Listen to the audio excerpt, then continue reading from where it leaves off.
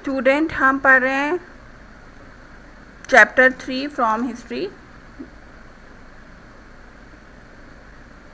आज हम पढ़ेंगे next topic community life. Now the Neolithic man lived in a more organise and settled community. अब क्या था, अब न्यूलिथिक मैन एक अच्छी ऑर्गेनाइज और सेटल्ड कम्युनिटी यानी समाज में रहने लगा था। Still there was no concept of private ownership of land. उस समय पर प्राइवेट ओनरशिप ऑफ लैंड नहीं था, यानी कि जैसे आज के टाइम में होता है ना कि ये प्राइवेटली लोग अपना लैंड कर लेते हैं कि ये मेरा लैंड है, ये तुम्हारा लैंड है, कोई दूसरे के लैंड में इंटरफेयर नहीं करता। तब इस तरीके का प्राइवेट ओनरशिप ऑफ लैंड नहीं थी। The groups lived in a harmony and practice equal equality. सारे जो ग्रुप्स थे, जो ट्राइब्स थी, वो एक साथ प्रेम से रहती थी और सभी चीज़ें, सब लोग एक साथ इक्वली, सोशल इक्वलिटी के हिसाब से सब एक साथ उस चीज़ों को यूज़ करते थे। मोस्ट प्रॉबली द एल्डेस्ट और the strongest member of the group was made the leader who was suppose to coordinate all the activity of the group. ऐसा माना जाता है कि जो सबसे बड़ा और सबसे स्ट्रॉन्गेस्ट मेंबर होगा ग्रुप का, उसे ये लोग लीडर बना देते थे और जो कि पूरे ग्रुप की एक्टिविटी को कोऑर्डिनेट करते थे यानी संभालते थे। At Burzom in Kashmir, pit houses have been found dug into the ground with step leading into them. बुरज़म में कश्मीर में है, वहाँ पे पिट हाउसेस मिले हैं जो कि ज़मीन के नीचे ग्राउंड्स के अंदर होते थे और उसके नीचे सीढ़ियाँ होती थी वहाँ पर जाने के लिए।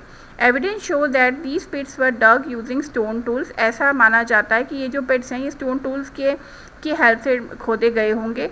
सम material remain such as pottery and cooking huts have been found in this pit houses.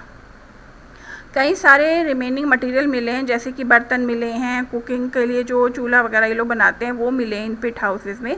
They show that people lived in a community. इससे ये पता चलता है कि लोग कम्युनिटी में रहने लगे थे। नेक्स्ट है इन्वेंशन ऑफ व्हील। ये बहुत बड़ी डिस्कवरी थी अर्ली मैन की। Invention of wheel is regarded as the first technological revolution of mankind. जो इन्वेंशन ऑफ व्हील था उस समय पर, वो जो है अर्ली मैन का सबसे इम्पॉर्टेंट, जिसे कहते हैं कि बहुत ही इम्पॉर्टेंट इन्वेंशन था अर्ली मैन ने जो किया था। एक रेवोल्यूशन था टेक्नोलॉजी का। Rolling down of the stone from mountain slope on big blocks of wood, rolling down by applying physical force might have been given early man the idea of making wheel. अब कैसे early man ने wheel बनाना सीखा ये भी है। तो simple क्या है कि जो अर्ली मैन थे, शायद ये एक अंदाज़ा लगाया जाता है कि उन्होंने किसी स्टोन को किसी माउंटेन से नीचे गिरते हुए देखा होगा स्लोप की तरफ, या फिर कोई बड़े लकड़ी के बिग लॉक्स को, जो बड़ा लकड़ी का गोल लक्कड़ होता है उसको रोलिंग, उसे घूमते हुए नीचे गिरते हुए देखा होगा। और जब उन्होंने देखा होगा कि उसमें कुछ फिज़िकल फोर्स लगाया जाए, तब अर्ली मैन को व्हील का आइडिया आ गया होगा। With the invention, traveling and transportation become easier. Invention of wheel से जो ट्रांसपोर्टेशन है, मतलब एक जगह से दूसरी जगह जाना, वो सब आसान हो गया। Increase mobility in the life of the man, encourage better interaction and exchange of idea between them.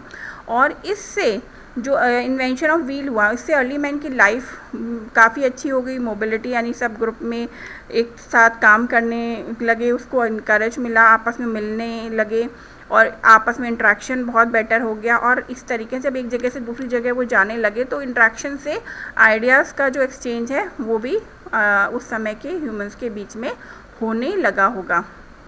ये देखिए, ये दिखाया गया कि इस तरीके से जब ये रोलिंग लॉक्स नीचे गिरा होगा तो अर्ली मैन ने ये देखा और उसे लगा कि अगर इस तरीके से मैं इसके व्हील बना लूँगा तो एक जगह, और इसके ऊपर बैठ के हम जा सकेंगे एक जगह से दूसरी जगह। फिर नेक्स्ट है पोट्री, यानी बर्तन बनाना, क्राफ्ट का काम करना सीखने लगा early man. The first step, अब देखिए इन्वेंशन ऑफ फायर हो गया, इन्वेंशन ऑफ व्हील हो गया, अब है पोट्री। पोट्री में क्या है, the first step toward craftsmanship. पहला कदम अर्ली मैन का एक क्राफ्टमैन बनने की तरफ। As man become a food producer he need to store food. अब जब अर्ली मैन फूड प्रोड्यूसर बन गया था, एग्रीकल्चर करके वो अनाज इकट्ठा करने लगा, तो अब क्या ज़रूरत हुई, उसको स्टोर करके रखना फूड को। इतना ग्रेन, इतना अनाज आएगा तो कहीं तो स्टोर करके रखेंगे वो, तो उसके लिए उन्हें क्या चाहिए, पॉट्स चाहिए। Man showed his creativity when he made solid and strong clay pottery by baking them on fire। Early man ने अपनी क्रिएटिविटी कहाँ दिखाई, जब उसने क्या किया, सॉलिड मतलब जो क्ले से जो उन्होंने पोट्री बनाई, जो बर्तन बनाए, उसे फायर में ब्रेक किया, पकाया। When he learn to use the potter wheels, जब उसको जो उसने व्हील का इन्वेंशन सीख लिया तो उन्होंने पोटर व्हील्स भी बनाया। He could make pots of different shapes and size, उसने अर्ली मैन ने अलग अलग तरीके के शेप्स और साइज़ के पॉट्स बनाए। दस early man was gradually become an artist and a craftsman, तो इस तरीके से अर्ली मैन एक आर्टिस्ट और एक क्राफ्टमैन भी बन गया। तो आप देखेंगे धीरे धीरे किस तरीके से अर्ली मैन के अंदर ग्रोथ हुआ, यानी हमारे जो एंसेस्टर्स हैं, हमारे पूर्वज हैं, वो आज हम जिस टाइम पर हैं उसको बनने में हमें कितना समय लगा है। इंसाइट इनटू रिलीजियस बिलीफ, अब ये और पढ़ लेते हैं कि रिलीजियस बिलीफ क्या था। Now the Neolithic man was not as constant move. He had leisure time to think about matter beyond the basic daily existence. अब क्या था, न्यूलिथिक मैन का यहाँ पर ही नहीं रुकना था, वो आगे बढ़ रहा था। अब वो जब उसके पास टाइम होता था वो ये सोचता था कि हमारा जो डेली एग्जिस्टेंस है या जो हम रह रहे हैं वो कैसे चल रहा है। नेचुरल फेनोमेना जैसे कि लाइट हो रही है, सूरज उग रहा है, थंडर्स भी है, तूफान भी आ रहा है, अर्थक्वेक भी आ रहा है, सीजन चेंज भी हो रहे हैं, बियॉन्ड हिज अंडरस्टैंडिंग, वो उसकी समझ के परे था कि ये सब कौन कर रहा है। Being ignorant of their cause he worship them, बिना जाने कि ये क्या है, इसका रीज़न क्या है, वो इन नेचुरल चीज़ों की पूजा करने लगे। जैसे फायर की पूजा करने लगे, अगर लाइटिंग है यानी कि सूरज की पूजा करने लगे, इस तरीके से नेचर की पूजा करने लगे, पेड़ों की पूजा करने लगे। तो एक तरीके से किसको उन्होंने वर्शिप किया, सबसे पहले नेचर को। As he was dependent on nature, he worshipped the sun, moon, rain, thunder, lightning, etc. तो वो पूरी तरीके से अर्ली मैन किस पे डिपेंड था, पूरी तरीके से नेचर पे डिपेंड थे वो। तो उन्होंने सबसे पहले किसकी पूजा करी, सन की, जो नेचुरल दिखता है सबको, सूरज सुबह उगता है, शाम को सेट हो जाता है, जब सूरज छुप जाता है तो मून दिखाई देता है, बारिश होती है जिससे उनकी फसल पकती है, थंडर्स कभी बिजली चमकती है, तूफान आता है, तो उससे वो डरते भी थे। तो उन्होंने इन नेचुरल चीज़ों की पूजा की, जैसे कि सन की, मून की, रेन की, थंडर की, लाइटिंग, और भी बहुत सारी नेचुरल चीज़ें, पेड़ों की, जंगलों की। Death was another mystery for the Neolithic man, अब उस समय भी डेथ तो होती ही थी, तो जब कोई मर जाता था तो अर्ली मैन के लिए वो भी बहुत बड़ी मिस्ट्री थी कि ऐसा कैसे हो गया, कोई मर गया, वो नहीं हिल रहा है। तो to understand this mystery he develop a belief in life after death. तो इस डेथ की मिस्ट्री को समझने के लिए वो बिलीव करने लगे कि शायद डेथ के बाद भी कोई लाइफ होती होगी। Therefore Neolithic man started burying the dead along with the daily necessity of the life such as pottery, weapons and food items। तो उनको तो बिलीव था कि लाइफ है डेथ के बाद, तो जब कोई किसी की डेथ हो जाती थी तो वो अर्ली मैन जो है उनके साथ, जब उन्हें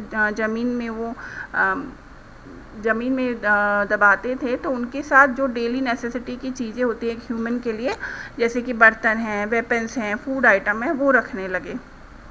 क्यों रखते थे, क्योंकि उनका बिलीव था कि लाइफ, डेथ के बाद उनकी अलग लाइफ हो जाएगी। Thus through such belief the Neolithic man was taking his first step towards spiritual life।